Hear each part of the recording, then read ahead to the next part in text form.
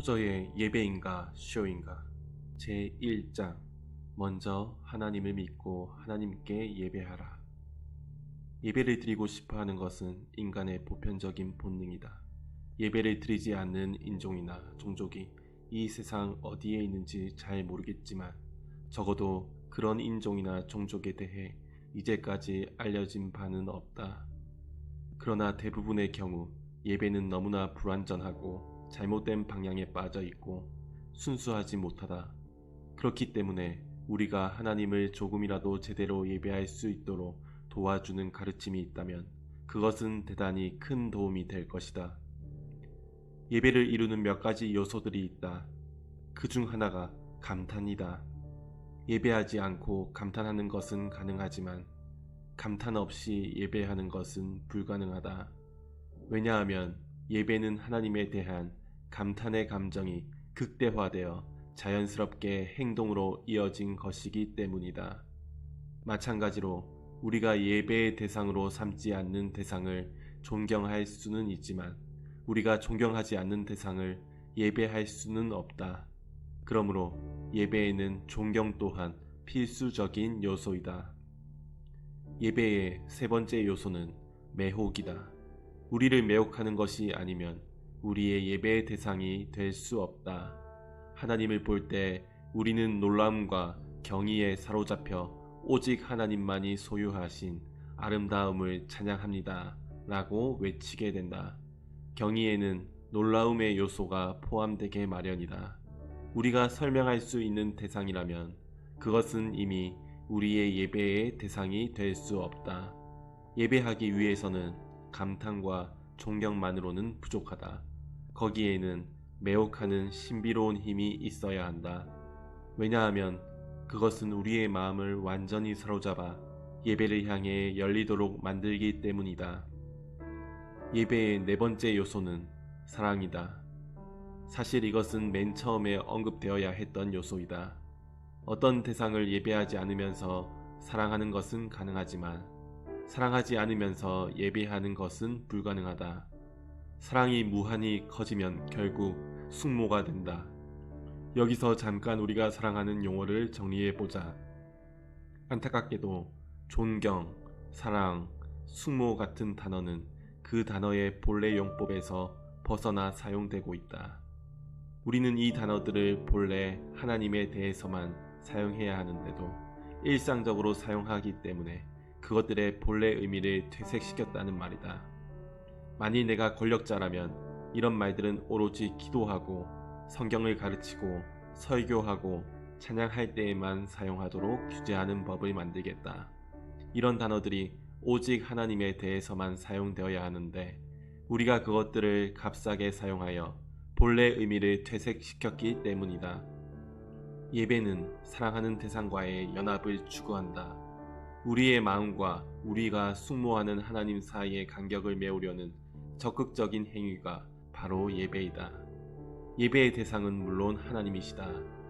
니케아 신경은 우리가 한 하나님, 즉 천지를 지으신 분, 보이는 것과 보이지 않는 모든 것을 지으신 분, 전능하신 아버지를 믿는다고 고백한다. 우리는 바로 이런 분을 예배하는 것이다. 하나님이 어떤 분인지 알고 그분의 모든 속성을 이해한다면 우리는 무릎을 꿇고 그분을 숙모하며 예배할 것이다. 디모데전서 6장 16절은 하나님은 가까이 가지 못할 빛에 거하시고 아무 사람도 보지 못하였고 또 볼 수 없는 자라고 말한다. 하나님은 나를 보고 살 자가 없음이니라 라고 말씀하신다. 성경에 의하면 하나님은 거룩하시고 영원하시고 전지하시고 전능하시고 주권적이시며 수많은 속성을 갖고 계시다. 이런 사실로 볼 때 우리는 마땅히 낮아지고 겸손해야 한다. 우리 마음을 안정시키고 달래기 위해서 교회에 간다는 사람들의 말에 나는 동의할 수 없다. 예배 드릴 때 우리 마음이 안정되고 평안을 얻는 것은 사실이지만 그것이 교회 출석의 1차적인 목적은 아니다. 그 목적은 예배를 드리는 것이다. 왜냐하면 예배는 본래 하나님께 속한 것이기 때문이다. 시편 45편에서 시인은 성육신의 하나님을 발견한다.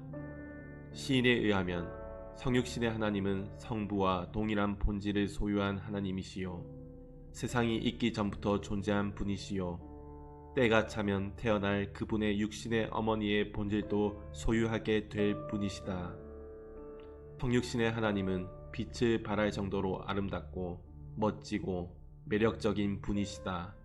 하나님이신 인간이 되신 하나님을 묘사하기 위해서 다윗은 아름다운, 위엄 있는, 왕다운, 진실한, 의로운, 온유한, 사랑이 많은, 기뻐하는, 향기로운 등의 수식어를 사용한다.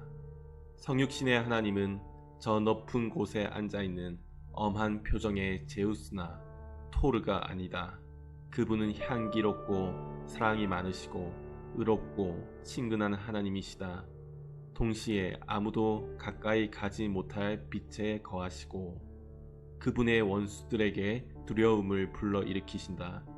이런 분이 바로 우리가 숙모하는 하나님이시다. 저는 너의 주시니 너는 저를 경배할지어다.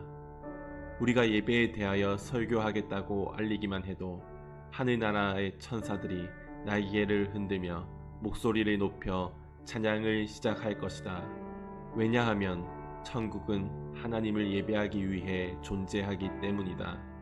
하늘나라에서 흘러나오는 대기와 미풍으로 우리는 하나님을 향한 예배의 분위기를 물씬 느낄 수 있다. 이 세상을 건강하게 만드는 것도 예배이다. 지성을 갖춘 도덕적 피조물들이 서로 화합하여 드리는 예배는 피조물 전체의 교향악이다. 그러나 예배가 없는 곳에서는 끊어진 형과 불화만 있을 뿐이다. 구속받은 온 우주가 다시 모여서 온전히 한 목소리로 즐겁게 자발적으로 하나님을 예배할 때 우리는 새로운 피조세계, 즉 새 하늘과 새 땅을 보게 될 것이다. 그러나 그때가 올 때까지는 아직 새로운 피조세계에 사는 것이 아니기 때문에 우리는 예배하라는 하나님의 명령에 복종하여 하나님을 예배해야 한다. 그렇기 때문에 성경은 저는 너의 주시니 너는 저를 경배할지어다 라고 명령한다. 예배가 우리의 모든 것이 되어야 한다. 이것은 무슨 말인가? 이것은 우리의 삶 전체가 하나님을 예배해야 한다는 말이다. 우리의 전인격을 다 바쳐 예배하지 않으면 우리의 예배는 온전한 예배가 되지 못한다. 신앙, 사랑, 순종, 충성, 고결한 행위와 삶, 우리는 이런 것들을 모두 번제로 드려서 하나님을 예배해야 한다. 만일 내 안에 하나님을 예배하지 않는 것이 조금이라도 있다면 그것은 하나님을 온전히 예배하지 못한 것이 된다. 하나님이 불완전한 예배를 받지 않으실 것이라고 말하는 것은 아니다. 만일 그렇다면 그분은 나의 예배 또한 받지 않으실 것이다. 만일 그렇다면 우리는 모두 버드나무에 수금을 걸었나니 어찌 여호와의 노래를 부를꼬 라고 말해야 할 것이다.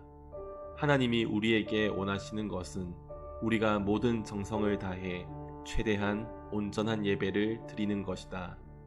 다시 한번 말하지만 내 존재의 어느 한 부분이라도 하나님을 예배하지 않는다면, 그리고 그로 인하여 내 존재의 모든 부분이 서로 화합되지 못한다면 나는 하나님을 온전히 예배하는 것이 아니다.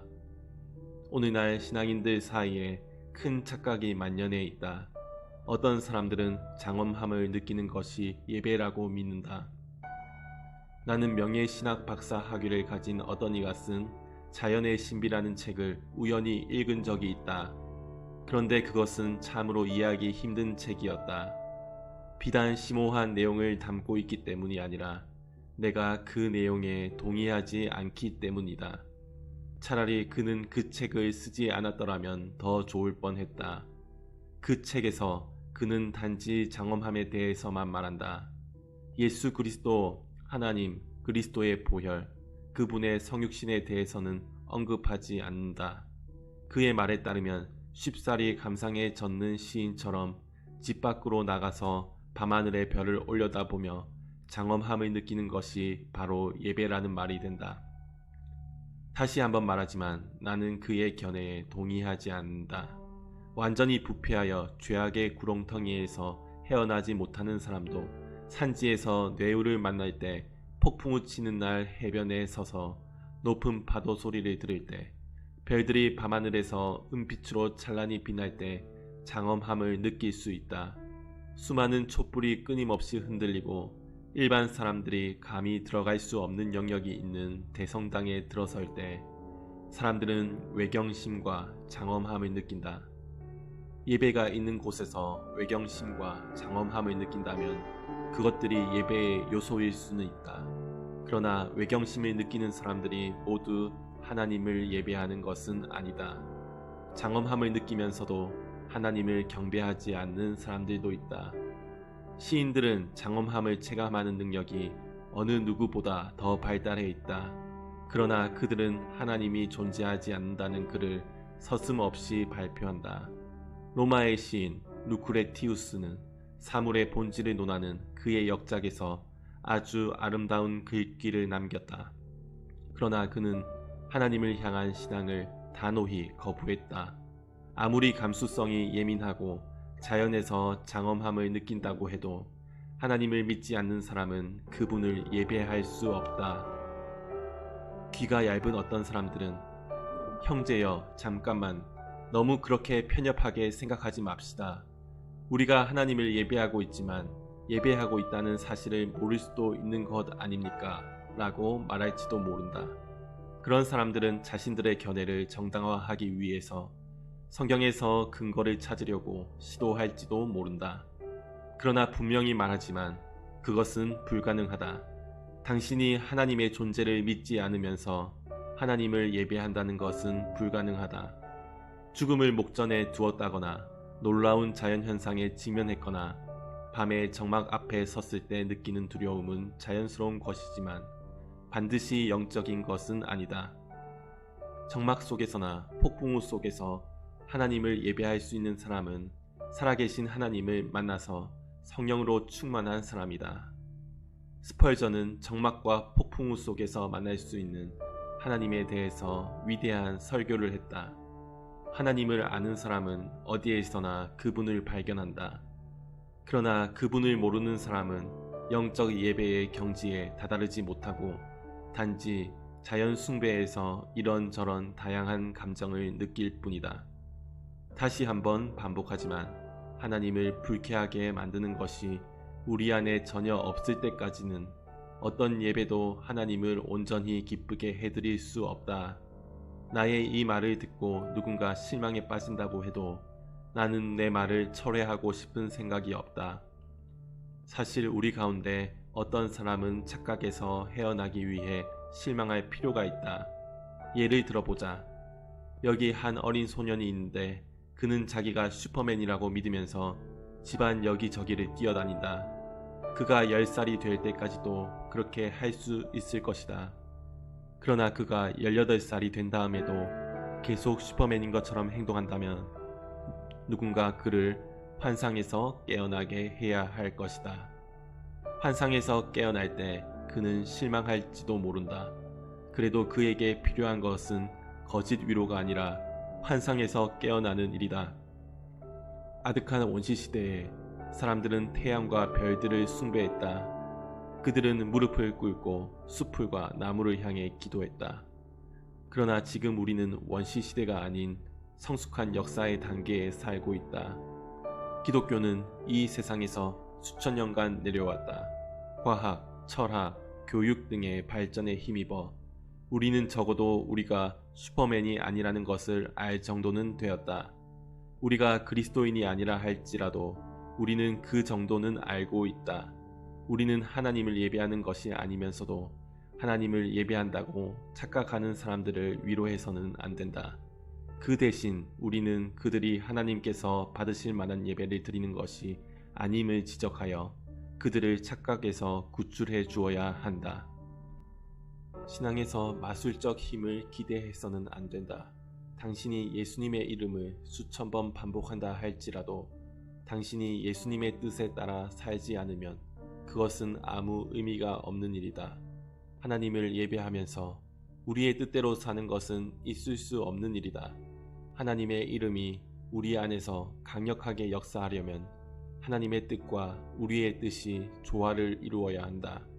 사사기 13장 25절을 보면 삼손에 대한 특별한 기록이 나온다. 소라와 에스다올 사이 마하네단에서 여호와의 신이 비로소 그에게 감동하시니라. 그렇다. 여호와의 신이 때때로 우리를 감동시키셔서 우리가 참 예배를 드릴 수 있는 것이다. 동쪽을 보고 기도한 후 서쪽으로 가면서 마음이 편하기를 바라는 것은 잘못이다. 사랑하는 마음으로 기도하고 미워하는 마음으로 살면서 자신이 하나님을 예배한다고 믿는 것은 착각이다. 구약시대에 대제사장은 향을 들고 성소로 들어가 휘장 뒤로 가서 향을 피웠다. 그 시대에 고무가 있었다고 가정해보자. 내가 아는 한 불에 탈 때 가장 고약한 냄새를 풍기는 것이 고무이다. 그런데 대제사장이 향과 고무 조각을 함께 태웠다고 가정해보자. 향긋한 향기는 온데간데 없고 검은 연기를 풍기는 고무에서 나오는 역한 냄새가 진동할 것이다. 제사장이 향기로운 제사의 요소에 악취를 풍기는 요소를 덧붙인다면 어떻게 올바른 제사를 드릴 수 있겠는가? 우리의 마음속에 향기가 아닌 악취를 풍기는 것이 있다면 어떻게 하나님이 받으실 만한 예배를 드릴 수 있겠는가? 훈련되지 못하고 교정되지 못하고 정화되지 못하고 순화되지 못한 것이 우리의 본성에 남았다면 우리가 어떻게 하나님이 받으실 만한 예배를 드릴 수 있겠는가? 그런 것들은 올바른 예배를 방해한다. 마음속에 불순한 요소를 가진 사람이 어떻게 해서 그 부분적으로나마 하나님이 받으실 만한 예배를 드릴 수 있다고 해도 그것은 올바른 삶의 태도가 아니다. 만일 당신이 일주일에 7일간 하나님을 예배하지 않는다면 당신은 일주일에 단 하루도 하나님을 예배하지 않는 것이다. 주일 예배 후에 월요일 예배, 화요일 예배, 수요일 예배 등으로 삶의 예배가 계속 이어지지 않는다면 주일 예배도 의미가 없다. 일주일에 오직 주일 하루, 그것도 교회에 한 번 가는 것으로 자신의 의무를 다했다고 믿는 사람들이 너무나 많다. 그 중에는 주일에 교회에 2번 가는 사람들도 있는데 그들은 자신들이 대단한 일을 하는 것처럼 그것을 아주 자랑스러워한다. 그러나 1번 가든 2번 가든 그것은 모두 동일한 날에 이루어지는 것이다. 어차피 주일은 온전히 예배드리는 날이 아닌가. 내가 하고 싶은 말은 만일 월요일부터 토요일까지 계속 삶의 예배가 이어지지 않는다면 주일의 공예배 또한 참 예배가 아니라는 것이다.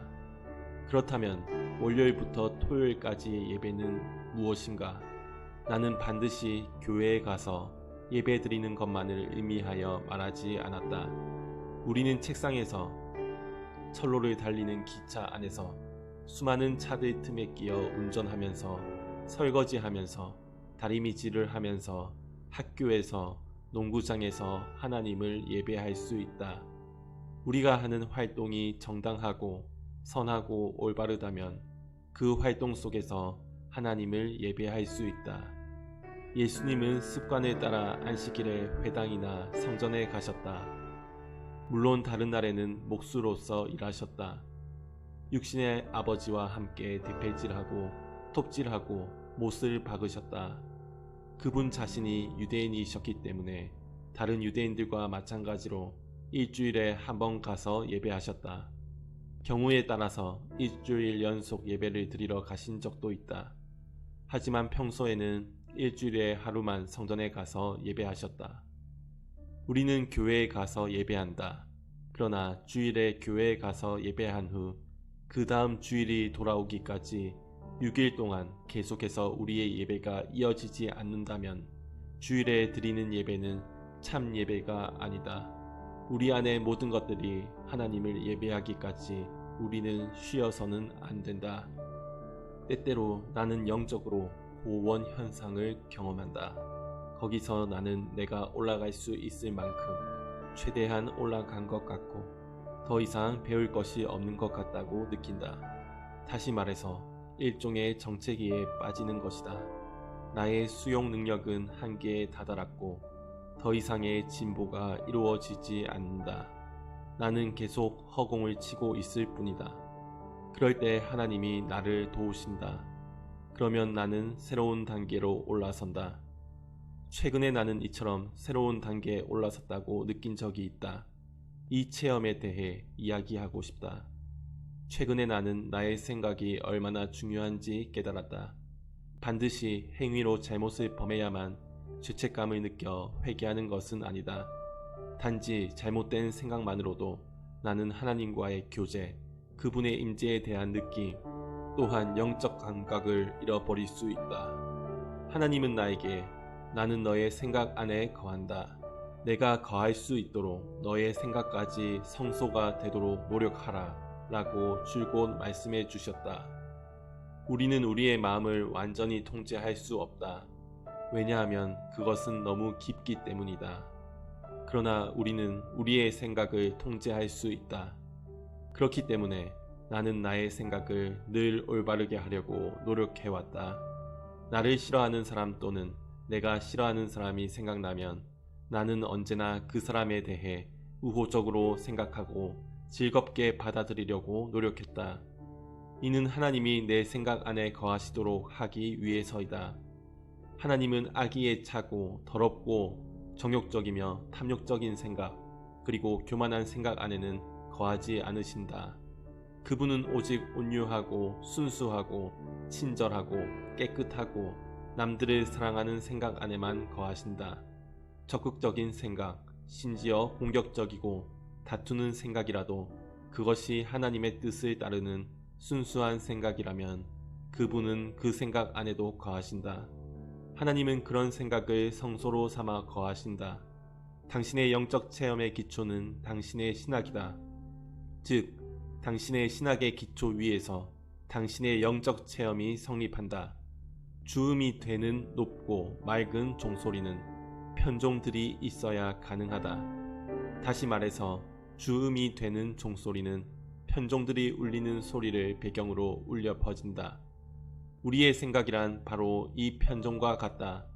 우리가 우리의 생각을 늘 순수하게 간직한다면 거룩, 거룩, 거룩이라는 아름다운 종악이 아침 공기를 가르며 울려 퍼질 것이다. 당신의 생각이 하나님이 거하실 수 있는 성소가 되도록 하라. 삶의 어떤 부분에서도 그분의 영광을 해치지 않도록 노력하라. 한 발짝 내디딜 만한 작은 땅까지도 전부 거룩하게 하라. 모든 시간과 장소를 하나님께 넘겨드려라. 그러면 당신은 그분을 올바르게 예배할 것이고 그분은 그 예배를 받으실 것이다. 가장 매력적인 사실은 설령 당신의 예배가 하나님께 상달된다는 것을 모를지라도 하나님이 당신의 예배를 받으신다는 점이다.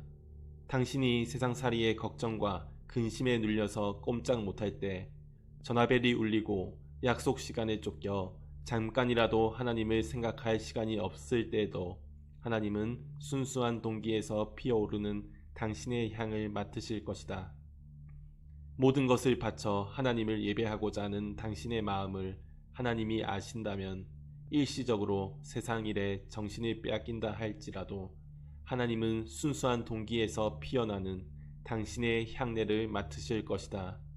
이렇게 되려면 우리가 하나님께 순종해야 한다. 하나님이 우리에게 속죄, 사랑, 은혜, 약속, 그리고 성령님을 주셨으므로 우리는 굳게 결심하여 그분을 찾고 믿고 순종해야 한다. 그렇게 될 때 우리의 마음은 성소가 될 것이며 그 성소에서 하나님께서 받으실 만한 성찬과 예배를 통한 교제가 끊임없이 일어날 것이다. 그렇게 될 때 당신이 이 세상에서 여러 가지 활동에 몰입해 있는 순간에도 당신의 모든 삶은 하나님을 기쁘시게 해드리는 향기로운 예배의 제단이 될 것이다.